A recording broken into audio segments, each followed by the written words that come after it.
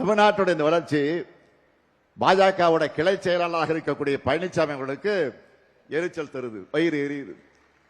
அவருடைய என்ன ஓட்டம் என்ன தெரியுமா?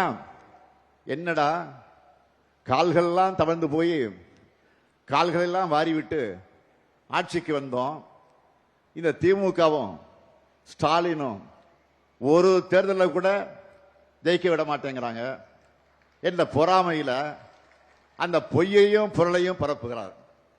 பெண்கள் பாதுகாப்பை பற்றி பேசுவதற்கு பழனிசாமிக்கு அருகதை இருக்கா?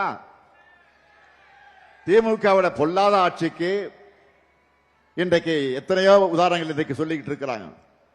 ஆனால் அதிமுக பொல்லாத ஆட்சிக்கு பொள்ளாட்சியே சாட்சின்னு ஒட்டுமொத்த தமிழ்நாடும் சொல்லிச்ச. அண்ணா அடிக்காதீங்க அண்ணா, வலிக்குதுன்னு அப்பாவி பெண்கள் கண்ணீரோடு கதறினாங்களே, இப்பவும் நம்முடைய காதுகளில் அது ஒலிச்சுக்கிட்டு இருக்கு. அந்த கதறல் கூட பழனிசாமியோட மனசாட்சியை பொள்ளாச்சி வழக்கில் எப்படிப்பட்ட நாடகங்களை எல்லாம் நடத்தினார் பழனிசாமி.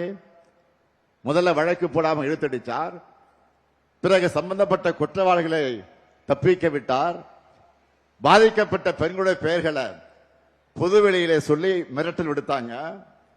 ஆனா அந்த வழக்கையும் முறையாக நடத்தி குற்றவாளிகளுக்கு ஆயுள் தண்டனை வாங்கி தந்து 85 லட்சம் ரூபாய் இழப்பீட்டையும் இன்றைக்கு வாங்கி தந்த ஆட்சிதான் திராவிட மாடல் ஆட்சி.